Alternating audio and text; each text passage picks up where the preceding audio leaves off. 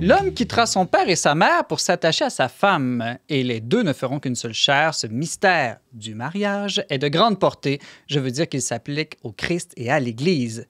Cette célèbre parole de saint Paul a permis aux chrétiens de considérer le mariage comme un sacrement dont la signification va bien au-delà de celle des autres peuples de l'Antiquité.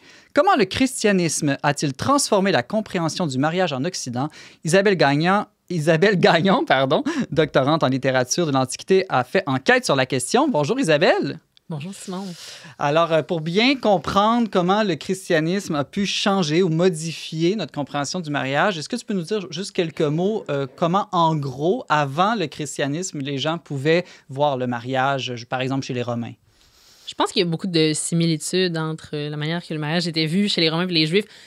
Puis maintenant, en fait, c'est comme, tu sais, on redescend d'un niveau, si on peut dire, là. Fait que c'est l'amour spontané, naturel, physique, le goût de s'unir pour la vie, d'avoir une famille, sûrement des choses de base comme ça, mais aussi des implications économiques et politiques. Surtout, bon, chez les Romains, c'était vu comme un devoir civique. Donc, les célibataires étaient davantage taxés.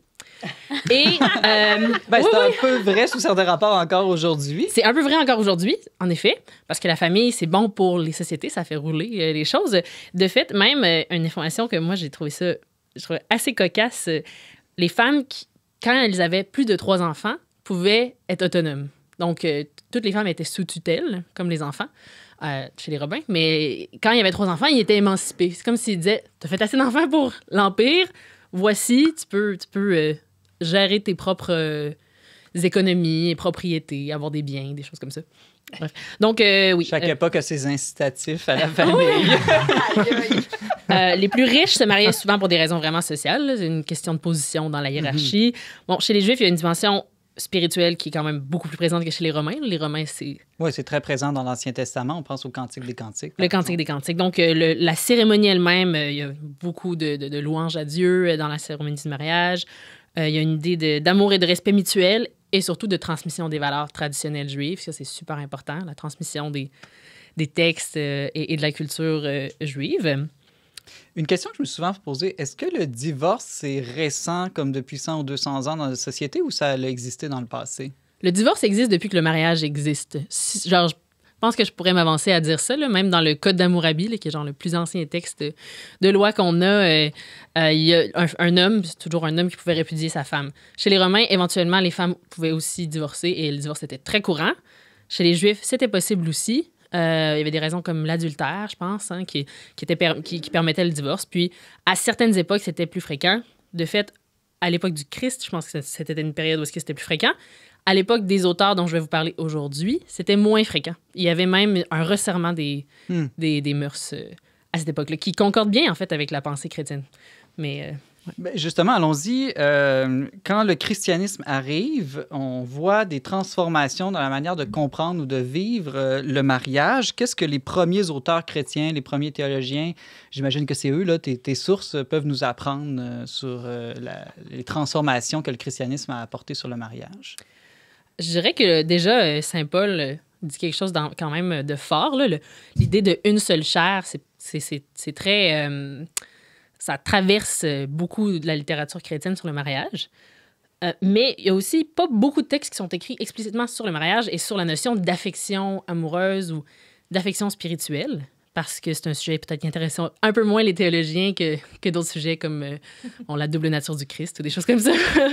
Mais quand même, il y a un texte de Tertullien qui est lui, un auteur du 2e siècle. Fait qu'un des premiers... grand penseur là, du christianisme, qui a écrit un texte qui s'appelle Ad Uxorem, donc une lettre ouverte à sa femme. Ça veut dire à la femme, à ma femme, épouse. Hein. OK, c'est intéressant. Tertullien était marié. Tertullien était marié. Je ne savais pas. J'aurais pensé que c'était peut-être un prêtre, par exemple, dans ma grande ignorance. C'est vrai qu'on aurait pu penser ça. Peut-être que c'était un prêtre on connaît marié, pas grand-chose. à l'époque, d'ailleurs. C'est tout ce qu'on connaît. C'est tout ce qu'on connaît sur sa femme puis sa vie conjugale. Mais il fait une belle éloge du mariage. Il dit, bon, quel couple que celui de 2 chrétiens, unis par une seule espérance, un seul désir, une seule discipline, le même service, là où la chair est une, hein, on s'en réfère à saint Paul, un aussi est l'esprit. Ensemble, ils prient, ensemble, ils se prosternent, ensemble, ils observent les jeûnes. Ils s'instruisent mutuellement, s'exhortent mutuellement, s'encouragent mutuellement. Bon, tout ensemble, hein, c'est ça l'idée. Mais aussi, ils sont l'un et l'autre à égalité dans l'Église de Dieu, à égalité au banquet de Dieu, à égalité dans les épreuves, les persécutions, les consolations. Qu'on perçoit peut-être plus en tant que moderne, c'est le fait que c'est donc bien beau puis ils sont donc bien ensemble. Mais ce que Tertullien essayait de dire, c'est mariez pas des païens. Je pense qu'il y a les deux. Mais lui, il disait ça parce qu'en fait, si tu étais marié avec un païen, mais tu pouvais pas prier ouvertement parce que tu allais être gêné là, parce qu'il y avait la persécution chrétienne. Donc, c'était pas l'idéal. Donc, lui, il encourageait beaucoup le mariage entre chrétiens. Tu vas pas pouvoir avoir cette communion dans la vie spirituelle aussi. Puis dans l'éducation des enfants, ça risque de créer des difficultés. Est-ce qu'on l'éduque chrétien ou pas? Oui, absolument. Mais quand même, ce qu'on perçoit, c'est qu'il y a un service envers Dieu qui est priorisé, puis un rapport à Dieu qui est priorisé. Puis ça, c'est nouveau parce qu'en fait, les Romains n'avaient pas vraiment ça. Là. Il y avait un système polythéiste pas aussi fort que ni les Juifs ni les chrétiens. Les Juifs avaient un rapport à Dieu, mais je pense que les chrétiens ont vraiment cette dimension de service à Dieu qui est plus forte. Étant donné que le Seigneur, c'est ça qui vient nous apprendre. Là. Sa passion, sa révélation, c'est son sacrifice pour nous. Quand il lave les pieds de sa pote, je veux dire, il est vraiment comme... Il nous transforme complètement la vision du roi et de Dieu. Chez les Juifs, je pense qu'il y avait plus une idée de Dieu est au-dessus, alors que là, le Christ, lui, il s'incarne, il devient homme, il présente une humilité qu'on n'a jamais vue. Puis ça répond bien quand même à la dynamique du mariage, étant donné qu'il y a beaucoup de services l'un envers l'autre, envers les enfants, et là, rajoutons envers Dieu, donc envers un tiers, comme on disait dans les textes, quand on analyse ces textes-là, on a tendance à dire ça, tu rajoutes un tiers dans le mariage. Alors, ça, c'est Tertullien. Est-ce qu'il y a autre chose que Tertullien identifie comme, disons, un plus qu'apporte le mariage chrétien, ou d'autres auteurs peut-être aussi?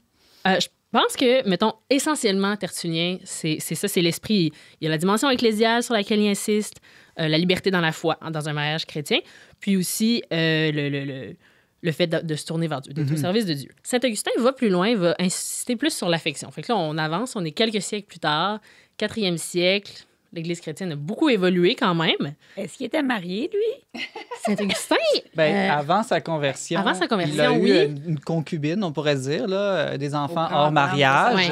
Mais c'était pas une prostituée, c'était quand même, ils vivaient ensemble là, comme époux et mari et femme. Là. Mais après, non. Je crois qu'après ça, quand il était évêque d'Hippone, il était seul, à ma connaissance. Là, mais c'est dur, ça, c'est pas ma spécialité. Mais il en parle plus comme un objet théorique dans son texte De Bono Coniugali, du bien conjugal. Je confirme qu'il était célibataire lorsqu'il était évêque. Quand il était évêque, non, mais honnêtement... Là, il avait un fils, mais il a eu des regrets beaucoup d'avoir abandonné sa femme, la mère de son fils. Mais bon, il faut aller lire les confessions. Wow, okay. On a toute l'information complémentaire, c'est parfait. Parce qu'il intervient dans un débat, en fait, un débat de théologie à ce moment-là, qui se demande, c'est quoi la meilleure manière d'accéder au salut? Est-ce que c'est la vie virginale, donc la vie consacrée, ou la vie mariée? Il y en a qui disent, je pense à un certain Jovinien, que lui, il dit que c'est interchangeable. Jérôme, lui, il dit que le mariage, ça n'a pas rapport, puis non, la vie consacrée, c'est la seule manière, c'est pas mal la seule manière. Puis Saint-Augustin arrive avec une position plus modérée.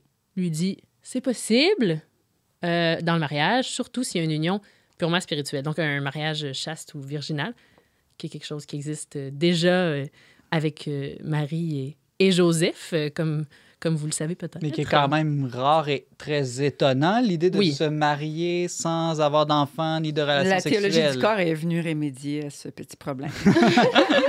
Oui, c'est ça. Là, on va s'avancer là-dedans un peu plus tard, mais juste pour présenter un peu son idée, là, lui, il reconnaît l'importance de l'affection, l'importance de la procréation. Dans l'histoire d'Adam et Ève, il va dire que, c'est d'abord charnellement qu'il y a eu une connexion à un couple humain. Et donc, ça, c'est comme l'a priori. Puis ensuite, c'est juste que ça peut vraiment porter des fruits spirituels d'être dans la prière ensemble, de se concentrer sur une union spirituelle. Comment on fait pour être ouvert à la vie si... À l'époque de Saint-Augustin, il n'y avait pas de catéchisme de l'Église catholique encore. Il n'y avait pas non plus de... il y avait un débat, justement, c'est à cette époque-là qu'ils ont comme établi.